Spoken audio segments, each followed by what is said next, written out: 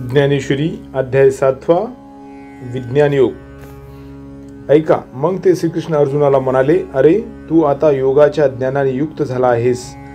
आपल्या तळहातात घेतलेल्या रत्नाप्रमाणे मला संपूर्णाला तू जाणशील असे प्रवचन ज्ञानासह तुला स्वरूप ज्ञान सांगतो।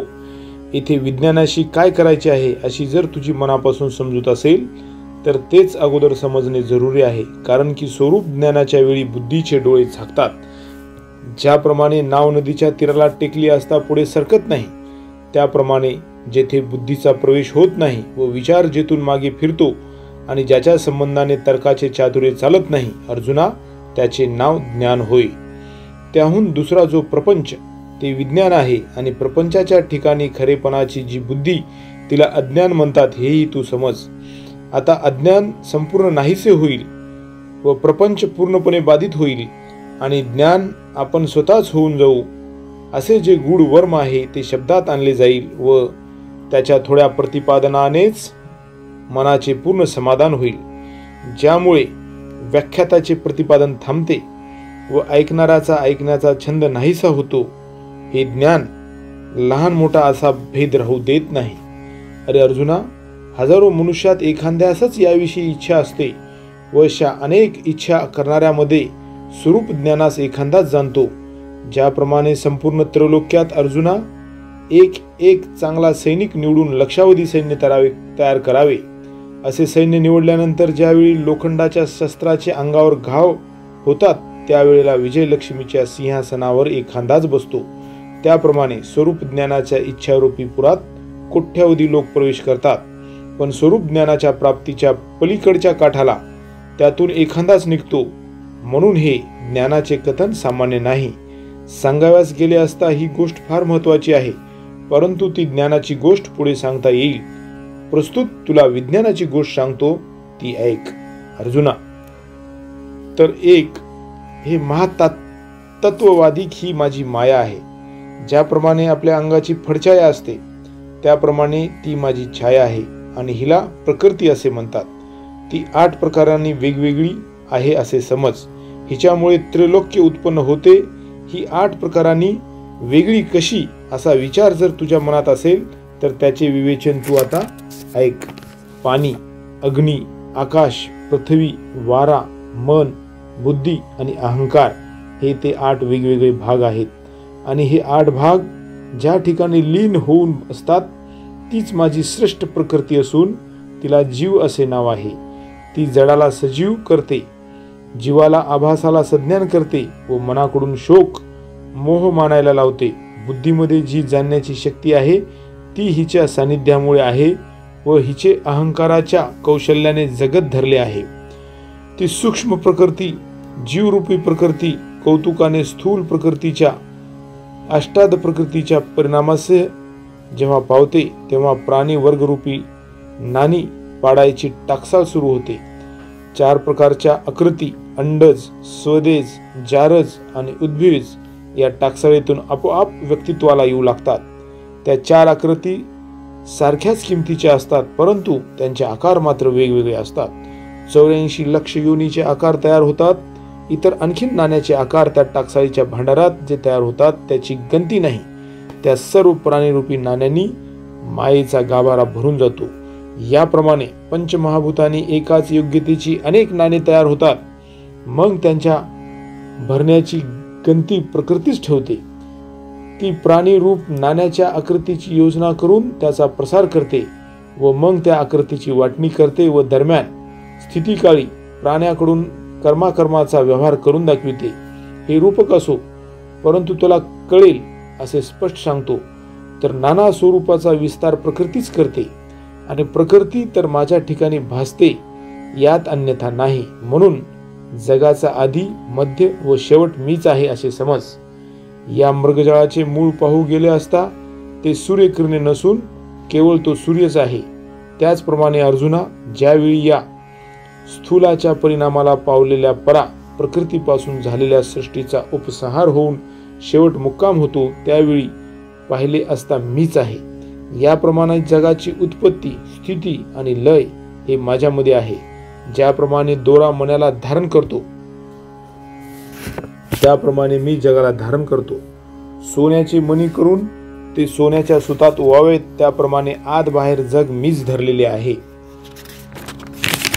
म्हणून पाण्यामध्ये रस किंवा वाऱ्यामध्ये स्पर्श अथवा चंद्र सूर्यामध्ये जे तेज आहे ते मीच आहे असे समज.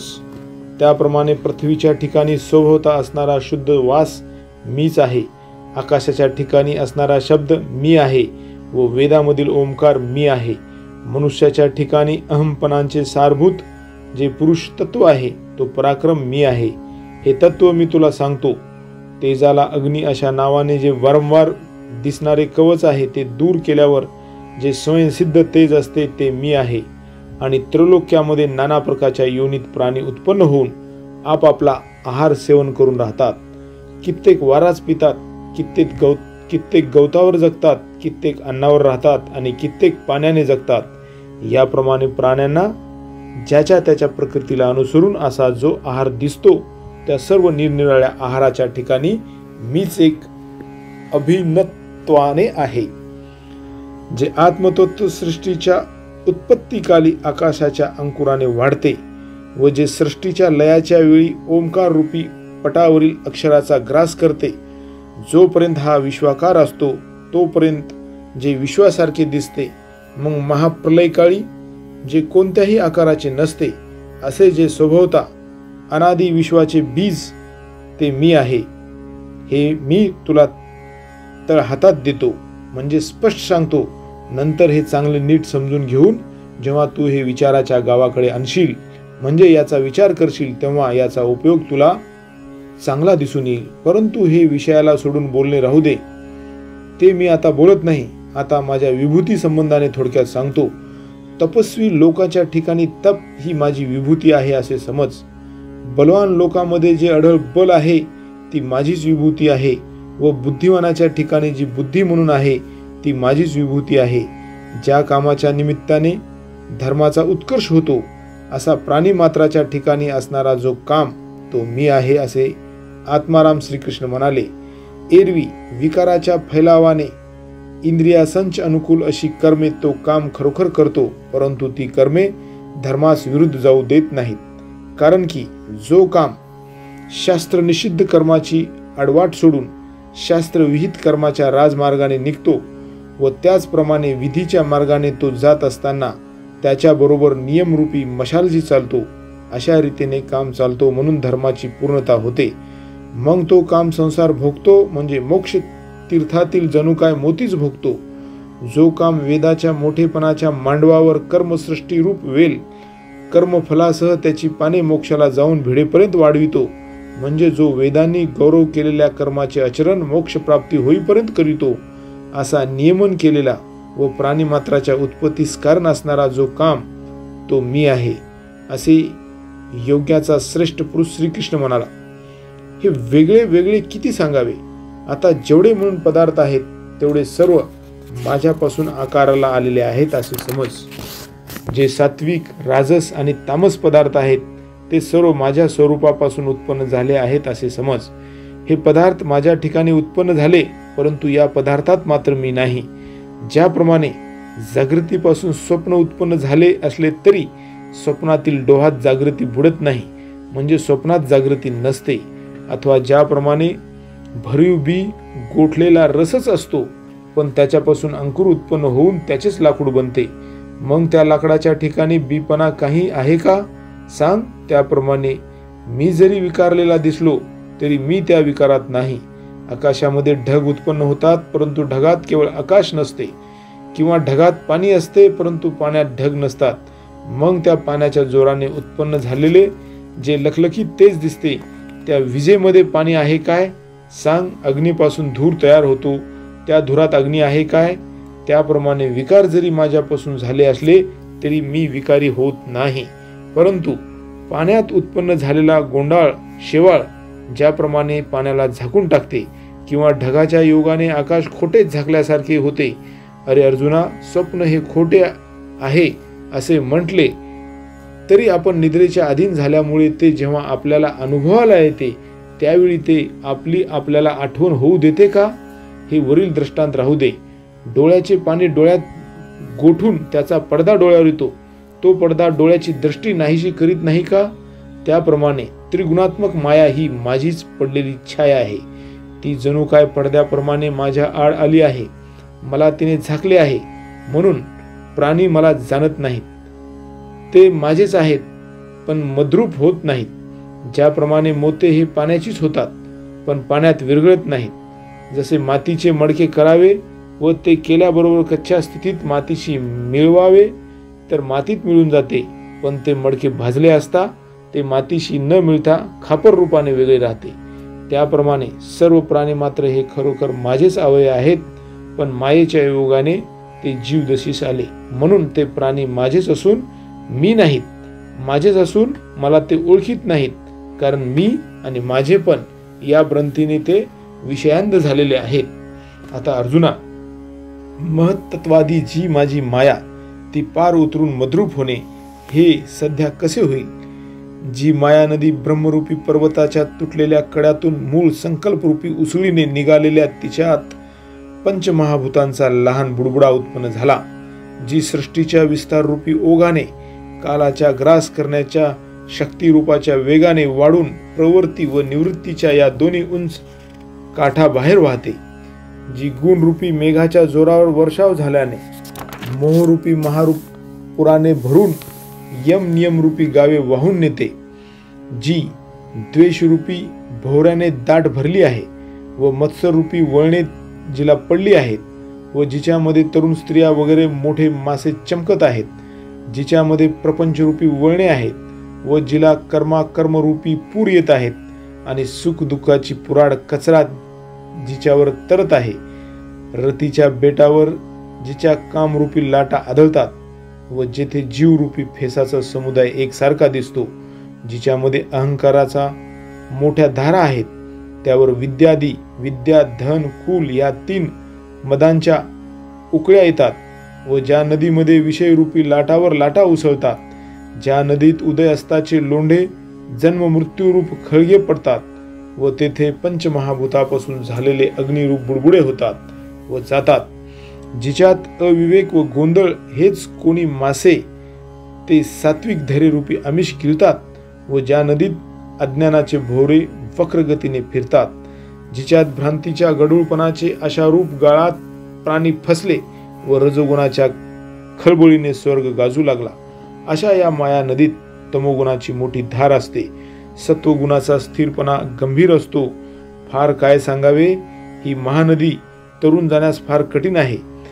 तिच्या पुनर्जन्मरूपी लाटांची उसळी सत्यलोकाच्या बुर्जावर जाऊन आदळते व पुनरावृत्तीच्या आघाताने ब्रह्मांडाचे धोंडे कोसळून पडतात. त्या पाण्याच्या वेगाने वाहत असलेला जोराचा पूर अद्याप थांबत नाही, असा हा मायेचा पूर कोण तरुण जाईल? या माया नदी संबंधाने एक आश्चर्य आहे, ते हे की हिच्यातून तरुण जाण्याला जो जो म्हणून उपाय करावा तो अपायच होतो. तो प्रवास कसा ते ऐक.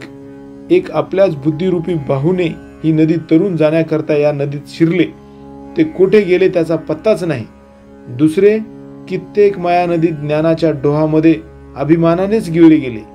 कित्येकाने 3 वेदरूपी सांगडीचा माया नदीतून तरण्याकरता आश्रय केला, पण त्याबरोबर अभिमानाचे मोठे धोंडे घेतले, ते मदरूपी मासाच्या तोंडात संबंधच गेले.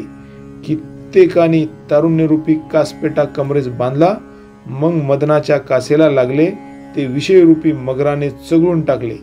आता म्हातारपण रूपी लाटेमध्ये असणाऱ्या बुद्धिभ्रंशरूपी जाळ्याने ते चोहूबाजूने व्यापले जातात आणि शोकरूपी काठावर आपटून क्रोधरूपी भवऱ्यात गुरफटून ज्या ठिकाणी वर येतात त्या ठिकाणी संकटरूपी गिधाडाकडून टोचले जातात. नंतर ते दुःखरूपी चिखलाने भरले आणि मग मरणाच्या गळात फसले. याप्रमाणे ज्यांनी कामाचा आश्रय केला ते सर्व व्यर्थ गेले. कित्येकाने यज्ञक्रियारूपी पेटी माया नदीत तरण्याकरता आपल्या पोटाशी बांधली, ते स्वर्गसुखाच्या कपारीमध्ये अडकून राहिले. कित्येकाने मोक्षरूपी पलीकडल्या किनाऱ्याला लागावे या आशेने कर्मरूपी बाहूर विश्वास ठेवला, परंतु ते विधी निषेधाच्या वळणात सापडले. ज्या माया नदीत वैराग्याची नाव प्रवेश करू शकत नाही व त्याचप्रमाणे विवेकरूपी वेळूला ठाव लागत नाही, या उपर अष्टांग योगाने काही तरुणोपाय होतो, पण तो क्वचित होतो. याप्रमाणे अंगाच्या सामर्थ्याने ही नदी उतरून जाते हे म्हणणे कशासारखे आहे? म्हणून म्हणावे, जर पथ्य न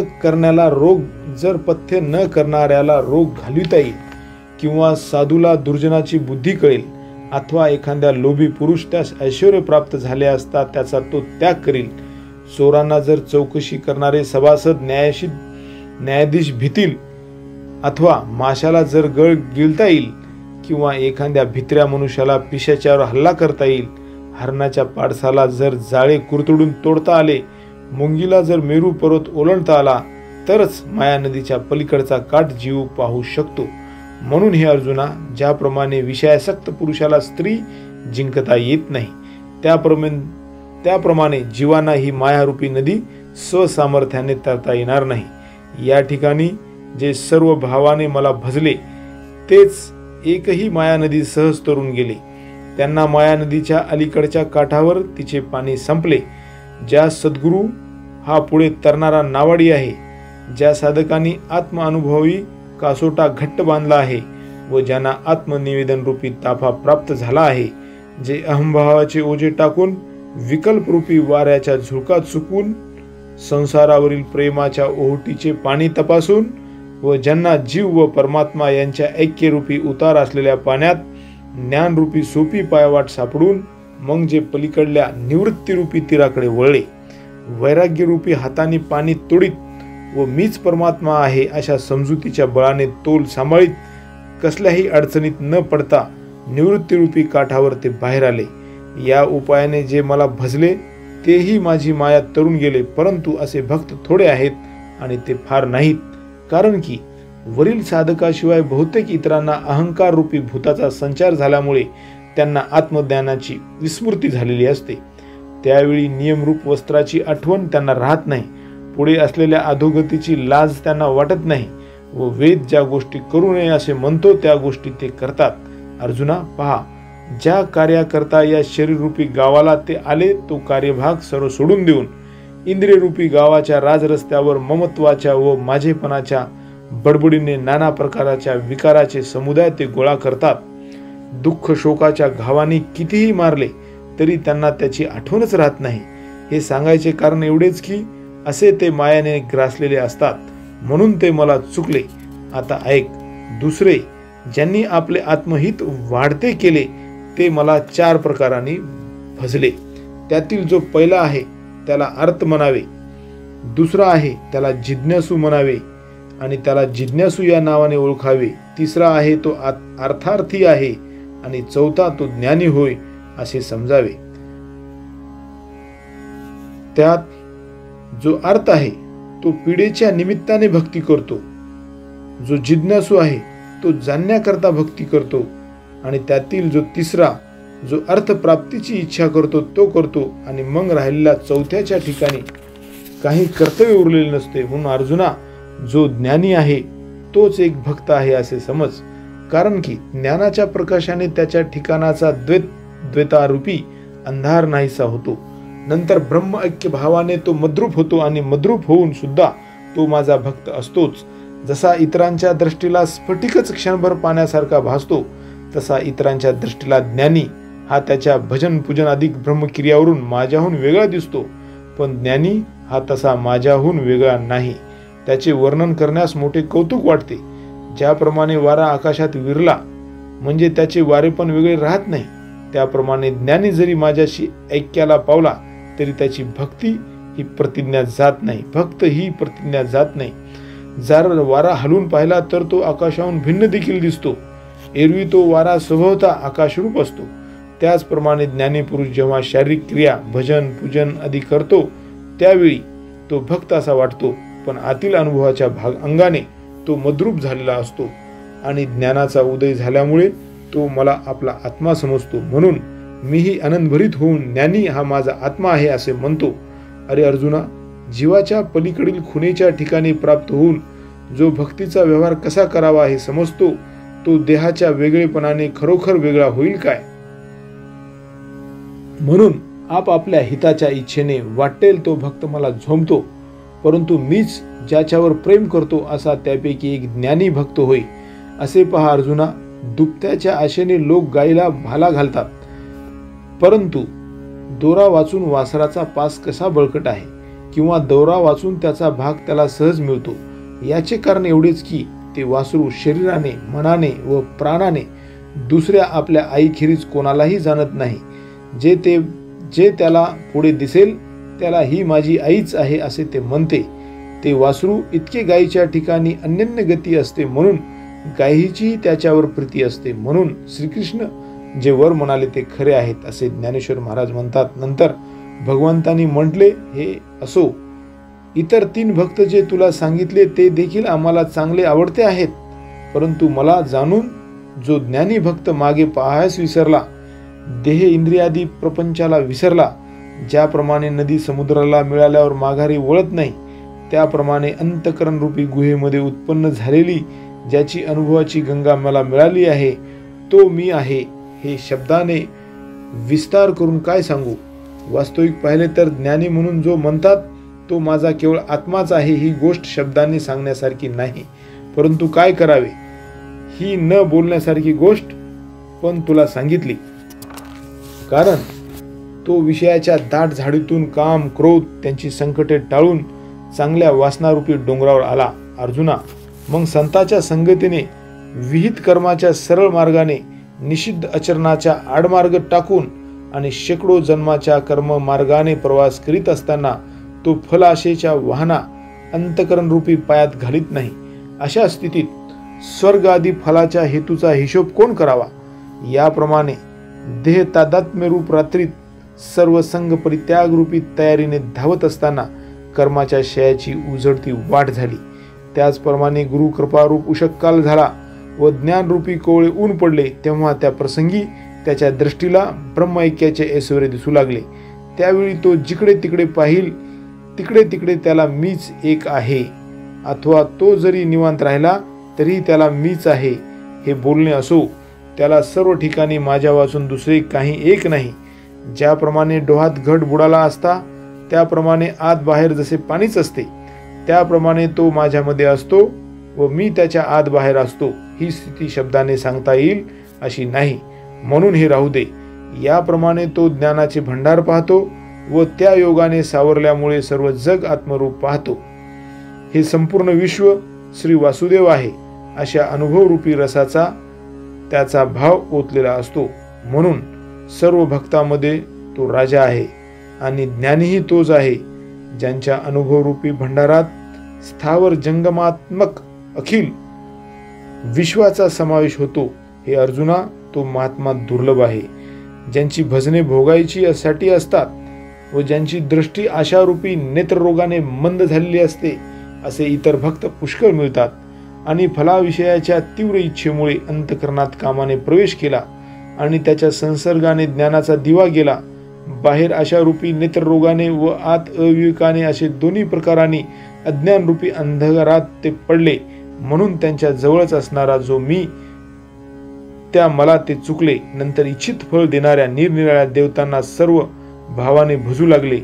अगोदरच देहात्मबुद्धीचे दास, त्याशिवाय आणखीन भोगाकरिता दिन झालेले असे ते लोक मग त्या विषय सुखाच्या लालसेने इतर देवांचे कशा कौतुकाने भजन करतात ते पहा. त्या देवतेच्या आराधनेविषयी जो जो नियम प्रसिद्ध आहे त्याचा आश्रय करून कोणकोणते उपचार करतात, कोणकोणते उपचार लागतात ते जमून आणि ते उपचार अर्पण कसे करावेत हे समजून घेऊन शास्त्राने सांगितलेल्या विधीप्रमाणे ते कर्मे करतात. परंतु तो ज्या अन्य देवतांना भजावयाची इच्छा करतो त्यांची ती इच्छा पूर्णपणे पुरविणारा मीच आहे. देवदेवतातून मीच आहे हा निश्चय देखील त्यास नसतो. त्या देवताविषयी त्याची भिन्न भिन्न समजूत असते. मग त्या देवतेचे जे योग्य आराधन असेल तो श्रद्धेने आपली कार्यसिद्धी होईपर्यंत संपूर्ण आचरतो. याप्रमाणे ज्याने ज्याची इच्छा करावी त्याला ते फळ मिळते, पण ते देखील सर्व माझ्यामुळेच होते. परंतु ते भक्त मला जाणत नाहीत, कारण ते कल्पनेच्या बाहेर पडत नाहीत व म्हणून त्यांना नाशवंत असे इच्छिलेले फळ प्राप्त होते. फार काय सांगावे. असे जे भजन आहे ते जन्म मरणाला देणारे आणि त्या भजनाने मिळणारा हा ऐहिक पारत्रिक फलभोग क्षणभर दिसणारे स्वप्नच आहे हे एका बाजूला राहू दे. मग वाटेल ते का दैवत असेना, परंतु तो ज्या देवतांना भजतो तो त्या देवतास प्राप्त होतो. दुसरे जे शरीराने मनाने प्राणाने अखंड माझ्या भजनाच्या मार्गात आहेत ते देह पडल्यावर मीच होतात. पण लोक तसे करीत नाहीत, व्यर्थ आपल्या हिताचा तोटा करतात. ते त्यांचे कारणे तळहातातील पाण्याच्या पोहण्याप्रमाणे आहे, किंवा अमृताच्या समुद्रामध्ये बुडी द्यावी आणि मग तोंड का घट्ट मिटून धरावे. मनात तर डबक्यातील पाण्याची आठवण का धरावी. अमृतात शिरून तोंडात अमृत जाऊ न देता मरावे असे हे कशाला करावे. तर अमृतामध्ये सुखाने अमृत अमर होऊन का राहू नये. अर्जुना, त्याप्रमाणे फलेशाचा पिंजरा टाकून आत्मानुभवरूपी पंखाने चिदाकाशात हवा तसा संचार करणारा समर्थ का होऊ नये. त्या चिदाकाशात जितके आपण उंच जाऊ तितका आपल्याला सुखाने संचार करण्याला हवा तसा विस्तार मिळतो. त्या अमर्याद स्वरूपाला माप का घालावे. मला निराकाराला साकार का समजावे. मी स्वसिद्ध असता माझ्या प्राप्तीकरता साधने करून का मरावे. अर्जुना, पण ह्या सर्व बोलण्याचा विचार केला तर बहुत करून ह्या जीवांना ही गोष्टच समजत नाही. कारण की ते योग मायाच्या पडद्याने आंधळे झाले आहेत. म्हणून स्वरूप प्रकाशाने भरलेल्या दिवसाच्या बळाने देखील ते मला पाहत नाहीत. सहज विचार करून पाहिले तर ज्यामध्ये मी नाही असा काही पदार्थ मात्र आहे काय. असे पहा की रसाशिवाय पाणी कोठे आहे काय. वारा कोणाला शिवत नाही, आकाश कोठे व्यापत नाही. हे बोलणे राहू दे. मीच एका सगळ्या विश्वास व्यापून आहे. या जगात जितके प्राणी होऊन गेले ते मीच होऊन राहिले आणि हल्ली जितके प्राणी हयात आहेत तेही मीच आहेत. पुढे जे प्राणी होणार आहेत तेही माझ्याहून निराळे नाहीत. हे सर्व फक्त बोलावयाचेच. वास्तविक काही होत नाही व जात नाही. दोरीवर भासणारा साप कोणत्या जातीचा आहे. म्हणजे डोंबा काळा आहे की बडी कवडे आहे का गव्हाला गव्हासारखा ठिपक्याचा आहे असा कोणासही निश्चय करता येत नाही. त्याप्रमाणे प्राण्यासंबंधी निश्चय करता येत नाही, कारण प्राणी मिथ्या आहेत. अर्जुना, याप्रमाणे मी सदा अखंडित असताना या प्राण्याच्या मागे जन्म मरण रूपी संसार लागला आहे. तो वेगळ्याप्रमाणे त्यासंबंधी आता थोडीशी गोष्ट सांगतो ऐक. जेव्हा अहंकार आणि देह यांचे प्रेम एकमेकावर जडले तेव्हा त्यांना इच्छा ही मुलगी झाली. नंतर ती इच्छा कामरूपी तारुण्याला आली. त्यावेळी तिचे द्वेषाशी लग्न लावले. त्या दोघांपासून द्वंद्व मोह जन्मला. मग त्याचा आजा जो अहंकार त्याने त्याला वाढविले.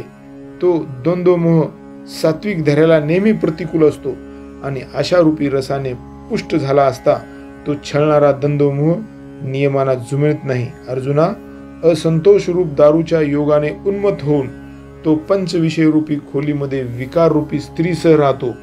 त्या द्वंद्वमोहाने अंतकरण शुद्धीच्या वाटेवर विकल्प रूपी काटे पसरले आणि नंतर निषिद्ध कर्माचे आडमार्ग खुले केले. त्या योगाने प्राणी थांबवले म्हणून संसार रूपी अरण्यात पडले आणि मग मोठमोठ्या दुःखाच्या दांडक्याने बडवले गेले. असे विकल्पाचे पोकळ अनुपचेदार काटे पाहून जे बुद्धी भ्रंश रूपी माघार घेतच नाहीत, म्हणजे बुद्धीला भ्रंश पडू देत नाहीत, ज्यांनी सरळ एक निष्ठेच्या पावलांनी विकल्परूपी काट्याची टोके चेंगरून मोठमोठ्या पातकाचे अरण्य मागे टाकले आहे, नंतर ज्यांनी पुण्यरूपी धाव घेतली आणि जे माझ्याजवळ प्राप्त झाले फार काय सांगावे, असे ते भक्त या काम द्वंद्व मोह वगैरे वाटमाऱ्यांच्या तडाख्यातून सुटले. अर्जुना, सहज विचार करून पाहिले तर ज्या प्रयत्नाने जन्म मरणाची कथा संपते अशा प्रयत्नास ज्यांची इच्छा उत्पन्न होते मग त्यांना तो प्रयत्नच एकदम संपूर्ण परब्रह्मरूप फळाने फलद्रूप होतो. ते ब्रह्मरूप फळ पिकले असता त्यातून पूर्णतेचा रस गळतो. त्यावेळी कृतकृत्येने जग भरून जाते व ब्रह्माच्या सहज स्थितीची अनोळख फिटते. कर्माचे प्रयोजन संपते व मन नाहीसे होते. अर्जुना, ज्यांच्या व्यापाराला भांडवल मी असतो त्याला असा अध्यात्माचा लाभ होतो. त्याला साम्याच्या वाढीमुळे ऐक्याचा व्यापार साधतो. त्या ऐक्याच्या ठिकाणी तो भेदाचे दारिद्र्य जाणत नाही. अधिभूतासह शरीरासह मला परमात्म्याला अनुभवाच्या द्वारा यथार्थ जाणून ज्यांनी अधिदैवाला जीवाला आकलन केले, जाणले, ज्यांना वरील ज्ञानाच्या बळाने अधियज्ञ जो मी तो अनुभवास येतो, ते पुरुष शरीराच्या वियोगाच्या वेळेला दुःखी होत नाहीत. सहज विचार करून पाहिले तर आयुष्याची दोरी तुटली की मरणाऱ्या प्राण्याची खळबळ उडते. ती पाहून न मरणाऱ्याच्याही चित्ताला प्रलयकाळ ओढावला असे वाटत नाही काय? परंतु ज्ञानी पुरुषाच्या बाबतीत कोण जाणे कसे होते ते, जे माझ्या स्वरूपाशी एकरूप होऊन गेले आहेत, ते अंतकालाच्या गडबडीत मला विसरतच नाहीत. सहज विचार करून पाहिले तर असे जे निपुण आहेत तेच माझ्या ठिकाणी स्थिर अंतकरण झालेले योगी आहेत असे समज. ज्ञानेश्वर महाराज म्हणतात, त्यावेळी श्रीकृष्णाने सांगितलेला शब्दरूपी कुपीच्या खाली अर्जुनाची लक्षरूपी ओंजळ प्राप्त झाली नाही, कारण अर्जुन त्यावेळी क्षणभर मागेच होता. देवाच्या सांगण्याकडे अर्जुनाचे लक्ष नव्हते. त्या ठिकाणी ते ब्रह्माचे प्रतिपादन करणारी वाक्ये हीच कोणी फळे नाना प्रकारच्या अर्थरूपाने रसाने भरलेली होती व ते अभिप्रायाच्या सुगंधाने दरवळली होती.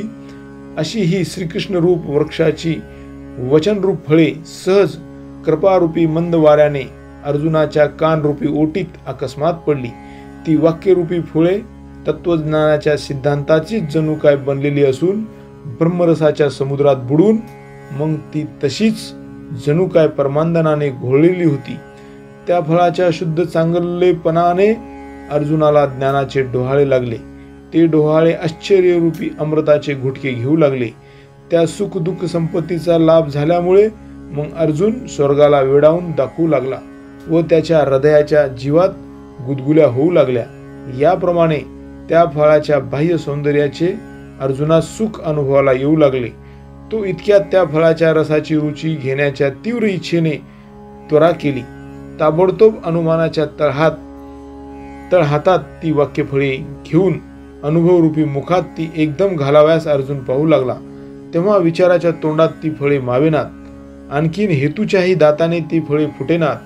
म्हणजे भगवंताचा हेतू काय आहे हे त्याला कळेना. असे जाणून अर्जुन ती वाक्यरूपी फळे तोंडाला लाविना. मग चमत्कार वाटून अर्जुन म्हणतो, ही वाक्य म्हणजे पाण्यात पडलेल्या ताऱ्याचे प्रतिबिंब होय. मी अक्षराच्या सुलभपणाने नुसत्या अक्षराहून कसा फसलो. ही खरोखर वाक्य नाहीत, तर ह्या आकाशाच्या घड्याच आहेत. तेथे आमच्या बुद्धीने किती जरी धडपड केली तरी तिचा थांग पत्ता लागत नाही. असे जर आहे तर मग ती वाक्ये कळवायची गोष्ट कशाला? असा अर्जुनाने विचार मनात करून त्याने पुन्हा भगवताकडे दृष्टी केली. मग अर्जुनाने विनंती केली की अहो देवा, ही सातही पदे ब्रह्म, अध्यात्म, कर्म, अधिभूत, अधिदैवत, अधियज्ञ आणि प्रयाणकाळी योगाना होणारे तुझे स्मरण एक सारखी कधी न ऐकलेली अशी आश्चर्यकारक आहेत. सहज विचार करून पाहिले तर या 7 वाक्यातील निरनिराळ्या प्रमेयाचा उलगडा वेगाने अवधान देऊन श्रवण केले असता त्या श्रवणाच्या बळाने काही बोलता येईल असे मला वाटले होते. पण देवा, हे तसे नव्हे. मी अक्षराचा समुदाय पाहिला आणि माझ्या आश्चर्याच्या जीवाला आश्चर्य झाले. कानाच्या झरोक्या वाटे शब्दाचे किरण आत प्रवेश करतात न करतात तोच माझे लक्ष चमत्काराने चकित झाले. त्याचप्रमाणे अर्थाची मला इच्छा आहे. ती इच्छा किती आहे हे सांगताना जो वेळ लागेल तितका वेळ देखील विलंब सहन होत नाही. म्हणून आहो देवा, आपण त्यांचे निरूपण लवकर करावे. अशा रीतीने देवाने मागे काय सांगितले याचा विचार करून व पुढे काय देव सांगतील या अभिप्रायावर दृष्टी ठेवून त्याचप्रमाणे आपली इच्छाही मध्ये शिरकावून अर्जुनाने प्रश्न करण्याची ही चतुराई कशी केली आहे पहा. तो भिडीची मर्यादा तर उल्लंघन करीत नाही. एरवी तो श्रीकृष्णाच्या अंतकरणाला आलिंगन देण्यास प्रवृत्त झाला. अहो, श्री गुरूंना जेव्हा विचारायचे असेल त्यावेळी असे अवधान ठेवावे लागते, हे सर्व एक अर्जुनच जाणतो. आता त्या अर्जुनाचे खुबीदार प्रश्न करणे व त्यावर सर्वज्ञ श्रीकृष्ण परमात्म्याचे बोलणे हे संजयास आवडल्यामुळे तो ते बोलणे कशा प्रेमाने सांगेल ते सरळ मराठी भाषेत सांगितले जाईल त्या निरूपणाकडे लक्ष द्यावे. असे कानाच्या आधी दृष्टीचा उपयोग होतो. बुद्धीच्या जीवने शब्दातील अर्थ न चाकता केवळ अक्षराच्या शोभेने इंद्रिय जगतातील इंद्रियाचे समाधान होईल. अहो असे पहा की मालतीच्या काळ्या नाकाला खरोखर सुगंधाने चांगल्या वाटल्या, पण त्याच्या वरच्या शोभेने डोळ्यांना आल्हाद वाटत नाही काय?